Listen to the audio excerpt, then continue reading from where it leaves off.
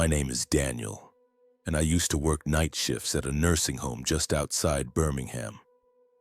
I'm not doing that anymore. It was a Tuesday in March, about 2 in the morning. I was doing my rounds on the second floor, checking on the residents like I always did.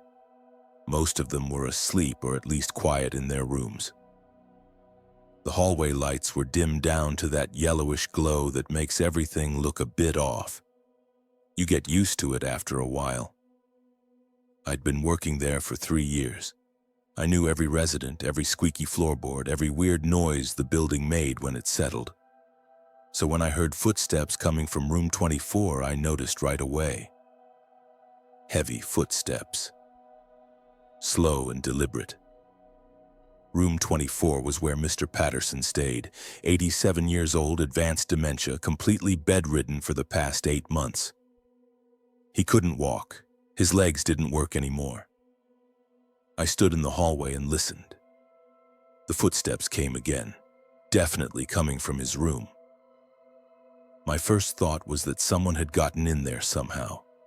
Maybe a confused resident from another floor. It happened sometimes. I knocked softly and pushed the door open. The room was dark except for the little night light by the bed. Mr. Patterson was lying there, flat on his back, eyes wide open, staring at the ceiling. His mouth was moving like he was trying to say something, but no sound came out. His face looked terrified. The footsteps had stopped. I walked over to his bed and whispered, "Mr. Patterson, are you all right?" His eyes didn't move. They stayed locked on the ceiling. But his mouth kept working, trying to form words. I leaned closer. That's when I smelled it. This thick, rotten smell like meat left out in the sun for days. It was so strong I nearly gagged. I stepped back and looked around the room. Nothing. No one else there. Then I heard it. A wet, dragging sound, like something heavy being pulled across the floor. It was coming from the corner of the room, the dark bit where the nightlight didn't reach. I should have left. Every part of me was screaming to leave, but I grabbed my phone and turned on the torch. There was nothing there, just the empty corner, the chair where his daughter usually sat when she visited, and his wardrobe. But the smell got stronger, and Mr. Patterson started making this noise, this horrible, strangled, whimpering sound. His eyes were still on the ceiling, but tears were running down his face. I looked up. I don't know what I saw.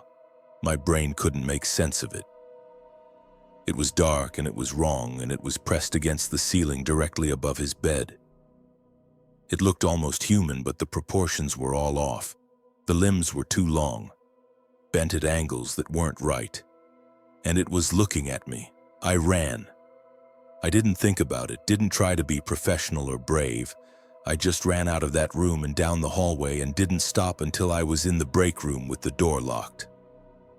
I called my supervisor, told him I was sick, told him I had to leave right now. He wasn't happy, but I didn't care.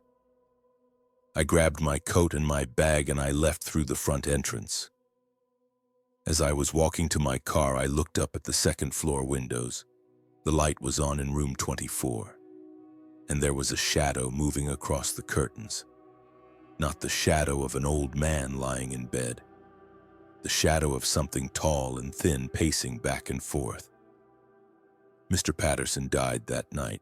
They found him at 6 in the morning when the day shift came in. Heart attack, they said. His face was frozen in this expression of absolute terror.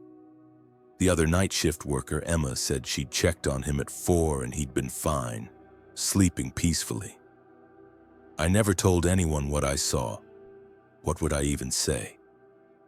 I handed in my notice the next day. I still think about it sometimes, about what was in that room, about how Mr. Patterson's eyes looked, about those footsteps I heard coming from a man who couldn't walk. I drive past that nursing home sometimes on my way to my new job. I never look up at the second floor windows. I just keep driving. My name is Jake, and I used to work night shifts at a 24-hour petrol station on the outskirts of Perth. It was a Friday night in October around 3:30 in the morning, the kind of shift where you see maybe 5 customers in 6 hours. Just me and the hum of the fridges. I was restocking cigarettes behind the counter when I heard the bell chime. Someone had come in. I looked up and saw a bloke standing by the door, tall, maybe in his 50s, wearing a dirty gray hoodie and jeans. His head was down, hood up, hands in his pockets. "All right, mate," I said. He didn't answer, just stood there. I went back to the cigarettes, keeping an eye on him through the security mirror. You get weird people at night. Most are harmless, just drunk or high or lonely. He started walking down the aisles, slowly. His footsteps were heavy on the tile floor. I watched him in the mirror as he moved past the drinks, past the snacks, not looking at anything, just walking. Then he stopped at the far end of the store, in the aisle with the motor oil and antifreeze. He stood there facing the shelves, completely still. "Can I help you find something?" I called out. Nothing. He didn't move, didn't turn around. I felt the hairs on my neck stand up. Something wasn't right. I reached under the counter where we kept the panic button just in case. That's when he spoke. His voice was quiet, but I heard every word. "I died here." My hand froze on the panic button. "What?" He turned around slowly, and I saw his face.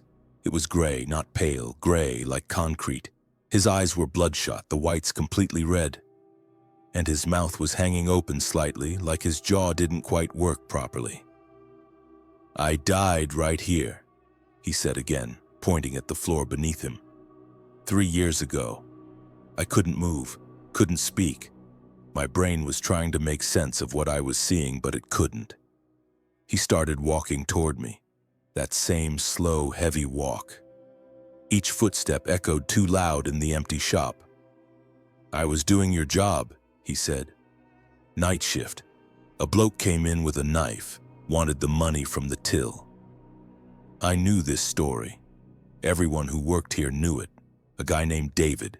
He'd been stabbed by a robber, bled out right there on the floor before the ambulance arrived. It was the reason they installed all the extra cameras, the reason they put the panic button under the counter. "I gave him the money," the man said.